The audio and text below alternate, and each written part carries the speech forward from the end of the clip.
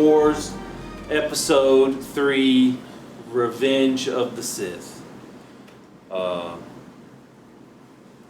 good. Positive points. Let's hit it. The Emperor was fun to watch.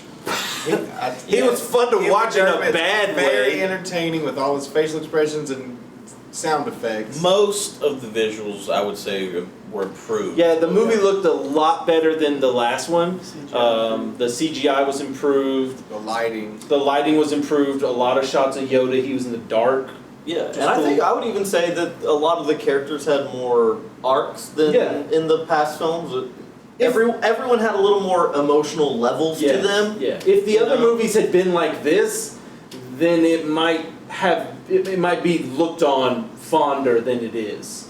I can see how people say this is the best. Hayden's role, he got down his acting a little bit. He was still unbearable. Yeah, Towards the end, he got bad. That's exactly. I was thinking that myself when we first started watching. I'm like, oh, he's got this a little bit better. And then the second half, I'm like, nope, never mind. He is just the wrong choice for Anakin Skywalker. This is not the person who will become the greatest villain in cinema history. He's just not. He's a puss, and he's whiny and unlikable, and Natalie Portman would never like him. Mm-hmm. I don't understand who thought that was a good idea. What bothered me more this time watching it was the action sequences are so mind-numbing. Yeah. Like the very beginning one in space. Yep.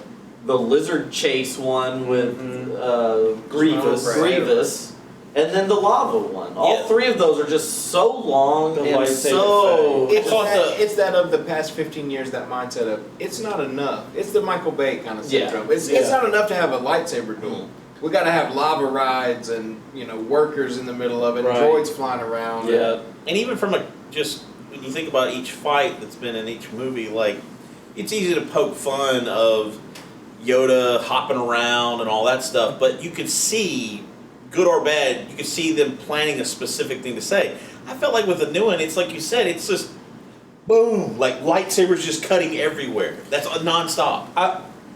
The film opens in a way that no film should ever work within, and I think this stems from the fact that Lucas directed all of these. These films are not self-contained in any way. They are so much you just jump right back in. On today's adventure of Star Wars, we're in a space battle. Like, there's no concept that you have to pace this in a certain way. And the old ones, I think, are definitely paced like other films. Of course, you need to see the other ones to know what's going on. But I'll be honest, I saw Return of the Jedi before I saw any of the other ones, and I knew what the hell was going on. Exactly. I figured it out. Yeah. So if you got in on this, you'd be shit out of luck. You wouldn't know what was going on. And the absolutely most irritating thing about this one is you could feel we're running out of time. Yeah. And they just try to cram every Cram it time in. possible. Oh, all of a sudden you can just see the transition to the original trilogy. Yes. And it happens in an instant, and there's still a huge gap in the timeline. And you talk about not just in terms of like aesthetics and stuff like that, but trying to swallow Hayden Christensen, just the fall to the dark side, the way he does it. So stupid. It's just so abrupt. Yeah, talk about the murdering the younglings. That was the worst part, I think, where he kills all the Jedi, because it's one of those instances where the writer shows themselves to the audience. They make themselves visible by writing something that doesn't follow the rules they've set up for themselves. It's like, everything's great, the Jedi are super powerful, we're in charge, oh shit, dead, in a montage, and it just doesn't make any sense that they would all be killed so easily. None of them are powerful. The Emperor just wiped them out, and that was George Lucas being like, well, we gotta do it at some point. Might as well be execute Order 66. I have to admit, though, I agree with Brandon that one of the biggest things is, I wouldn't say he by no means saved the movie, but definitely made it more entertaining to watch, was watching the Emperor cackle and make all those faces. But it's not like... It's not for a good reason. It's not for a good reason. And another lesson, the casting director needs to learn how to hire a fucking kid that doesn't Yeah. have a speech impediment. We just finished the prequels. Sorry. Finished the prequels here. There has yet to be one child actor on screen that did a good job. Yeah. Not one. And I use child up to Hayden Christensen. That's the And then there cutoff. have been good child performances Yes. in other films, Yes. so you know it can be done. Don't you think they would have hunted them down? Exactly. Like, find me the best actor you've got. Oh, you misunderstood. You got the worst one. Yeah. So what would you say The opposite is, of this. What would you Yeah. say is probably the best part of this movie?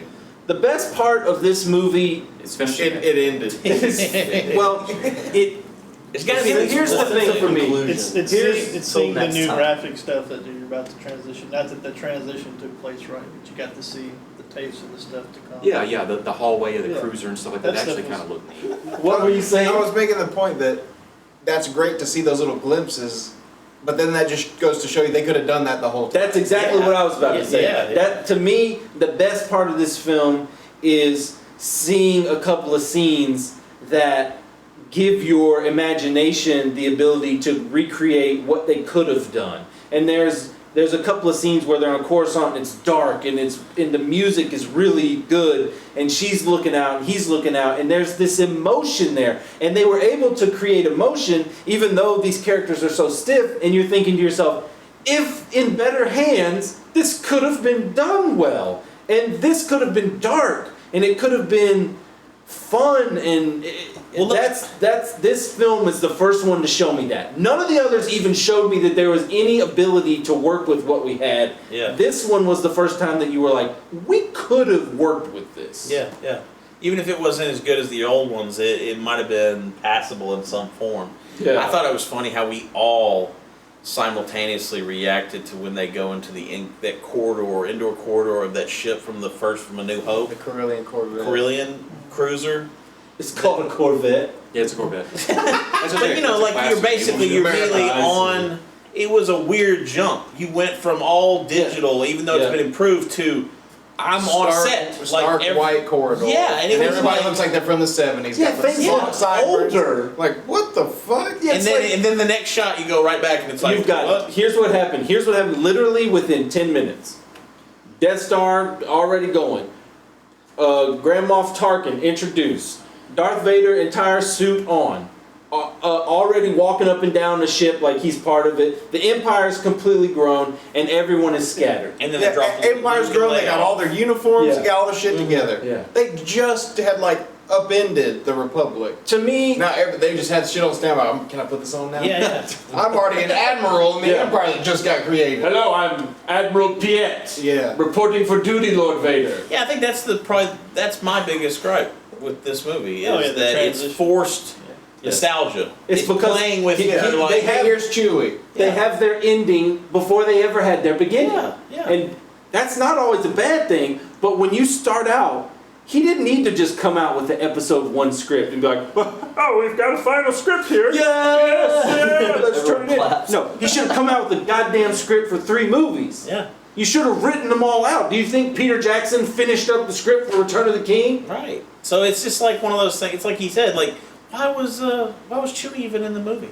There's That's no the point. He was in the movie because it's fan service. It's not, they weren't taking this serious. They didn't take this shit serious, and it's obvious. They're like, well, we'll make money. This stands out to me as what shows these films as completely ineffectual and unsuccessful to me.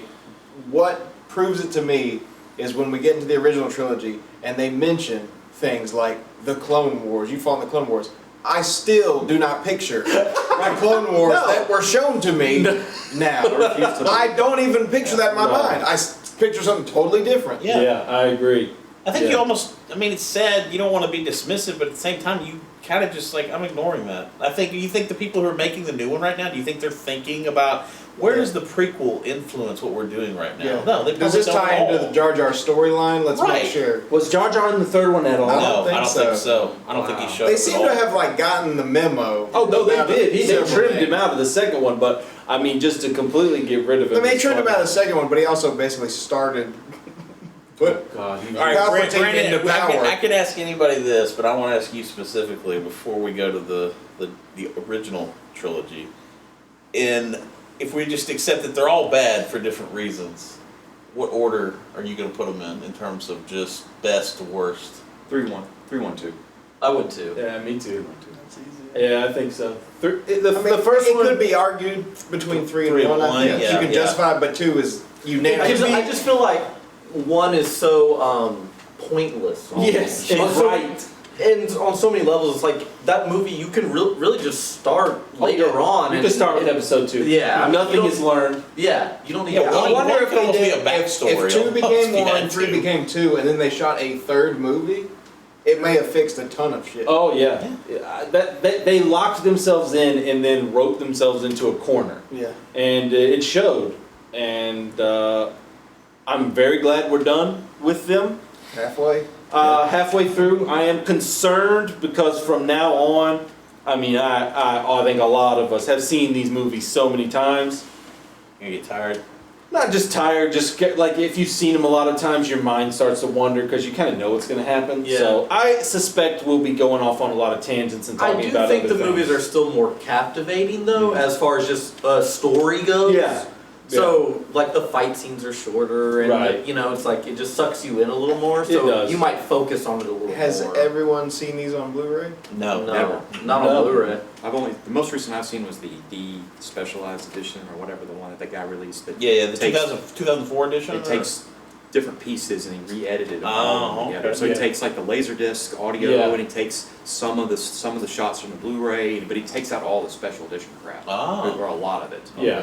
It's really nice to watch. Yeah, it's really nice to see the movies when they were good. You gotta So we are about to embark on the original trilogy, but once again, these are the special editions. So there's plenty for us to get annoyed with and have a good laugh at. So far, is everybody feeling? I'm good. We ate. We I ate. was feeling a little tired on that, especially during the lava fight. I was checking out. If we keep pace, then we'll finish at midnight. Okay. Oh my God. So we're moving on. I told you that was going to happen. I was thinking That's 1. unavoidable. All right, let's We went to 1:30 on Puppet Master. I know.